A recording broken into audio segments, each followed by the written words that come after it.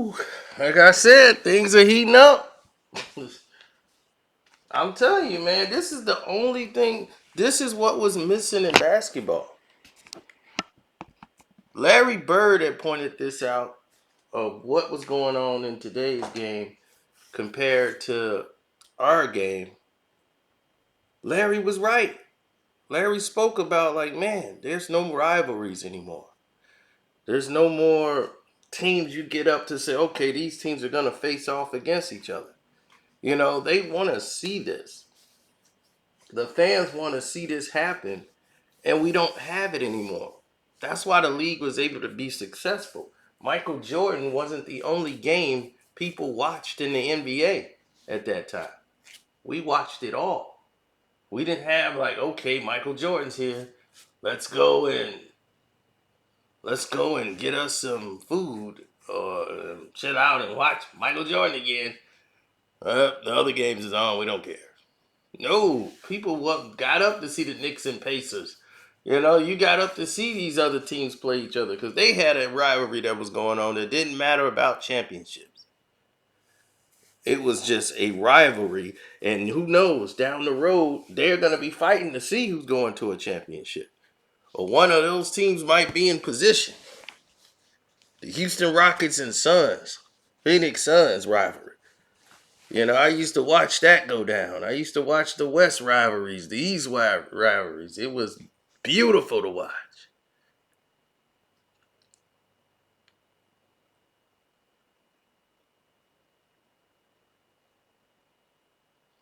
Now, everybody wants everything to be nice.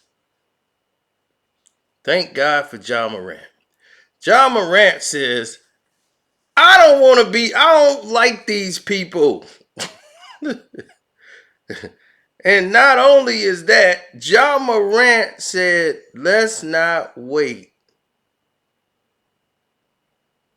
Let's not spend this off season getting all sloppy, getting all fat. And then when camp starts, training camp, we start working to get together and everything else. Let's take this time, vacation, do all the stuff we got to do. But let's spend time coming together early. Before training camp. Working together, getting familiar, everybody on the team. I want to beat these guys. I want them. He want the Warriors. He want them taken out, and they want to be the ones to do it. And I appreciate that. From a competition standpoint, I get it. That's what you're supposed to do. That's how you're supposed to be thinking. You're not there to be subservient to, oh, well, he's Steph Curry and you know, they got the team. They feel like, F them, we just as good, if not better. And they feel that they are better. I'm with it. I love that behavior. See, back in 99 when they had the lockout in 99, when that was put into play, no one assumed what was going to happen next. Everyone thought they had it figured out.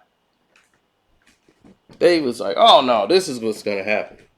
They're going to do this and this and this and this. It's not going to be this long. It was a long lockout. And when the lockout was taking its place, you had players such as Reggie Miller and the Indiana Pacers, their main five. They went and got together early and said, let's train and work out. And y'all can stay at my house if y'all need to stay here. If nobody's close by. And let's commit right now because everybody's going to be out of shape and sloppy. We're going to already be in shape. And we could take these guys down. Because by the time they use the season to get in shape, it's going to be too late. We ready to go. And that almost worked because the Pacers got all the way there, and then it took the Larry Johnson 4-point play to put them out. And the team fell apart after that.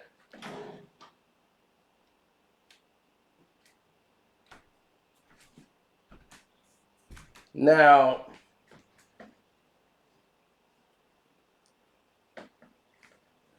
I go back and I look at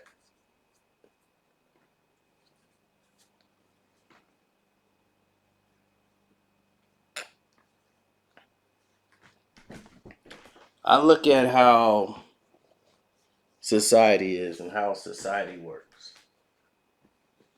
And a lot of players have a lot of regrets after these big games. Because in your mind, you think, I'll always be back. But you look at John Morant and you look at all the list of injuries. You start to look at that and you start to say to yourself, that's a lot of injuries. That's a lot of time of him on the slab.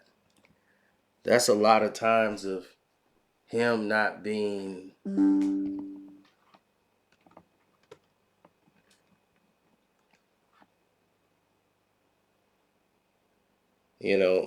that's a lot of time of him not being in a position to do what needs to be done. That's a bad mix. A bad batch of apples, as they would call it. Now, I looked at situations a little different. I would always say, give people the benefit of the doubt. When I see John Morant, I see giving this guy the benefit of the doubt. I'm not going to, put the jinx on the individual and say, oh, well, there's the problem. He gets injured a lot. I don't want to put that jinx on them. But reality is reality. He's 176 pounds. He's not even 200 pounds. He can fly through the air. But to a 6'10 guy who's 280, they would knock him out of the air so quick. And him falling down, and it's just too many falls. It's just a matter of time before he's broken up like Allen Iverson was.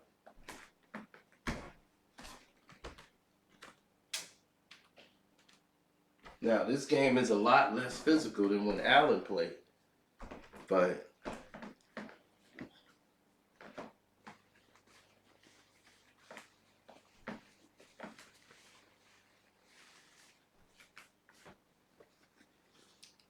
it's hard to make that your career living. Now, people are saying, well, who could they add to their team? Because people think that they're missing players. I don't think they need anybody else. To win a championship, the Grizzlies need maturity. That's what they need.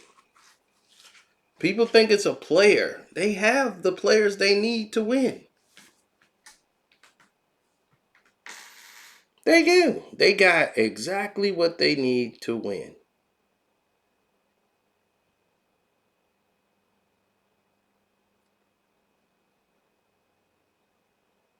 Now, John's main guy is Dillon Brooks. Now, we know about Dillon Brooks' vices. Or what we heard about him. But Dillon Brooks is his guy. So Dillon Brooks is his homeboy, his main guy.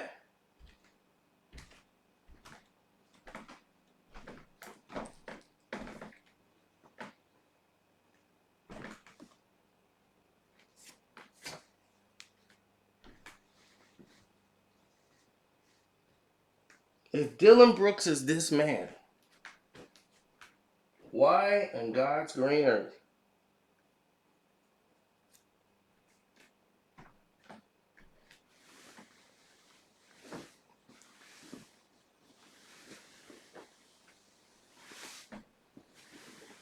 Why? Dylan Brooks. Why are you running around here doing all this craziness and not willing to go and get in shape? But everybody had their own vices. So we just leave them to it. But this doesn't help the team. Decision making down the stretch. Because here's another problem that they're going to have.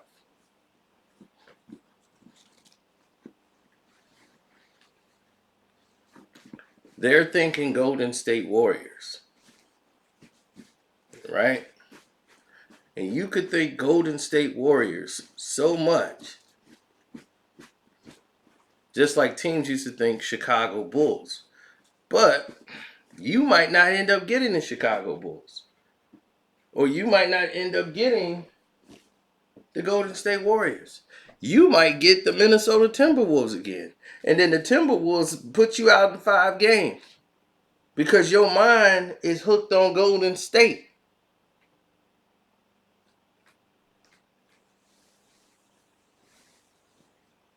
Now, Minnesota had the Grizzlies' number.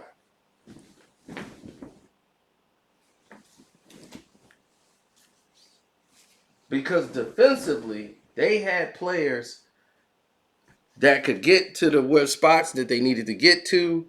They had guys hitting shots. But once again, what put them out?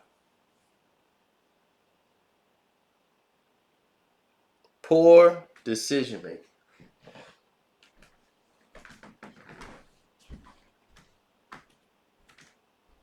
They have blown in that series 2 games that they had won. Up double digits, 20 points in one game, 15 points in another, and they blew it. Because they suffer from the same infliction as the Grizzlies. But they showed we're really the better team. So the T-Wolves actually were better. Their bench was better. Pat Bev, he did a number on John Morant. Of anybody in the playoffs, Pat Bev had him on handcuffs.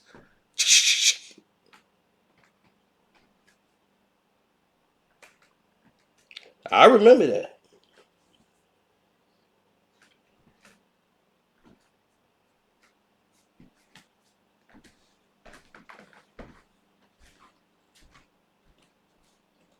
So we got to start moving in a different direction when we start thinking about this rivalry. Yeah, it'd be great to see that game for the regular season. That's going to be good, and hopefully if they meet in the playoffs, great. But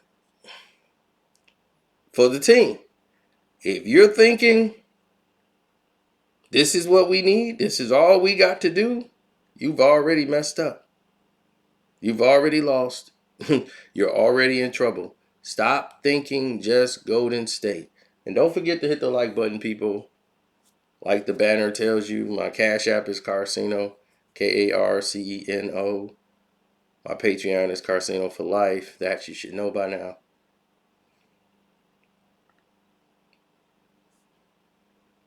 And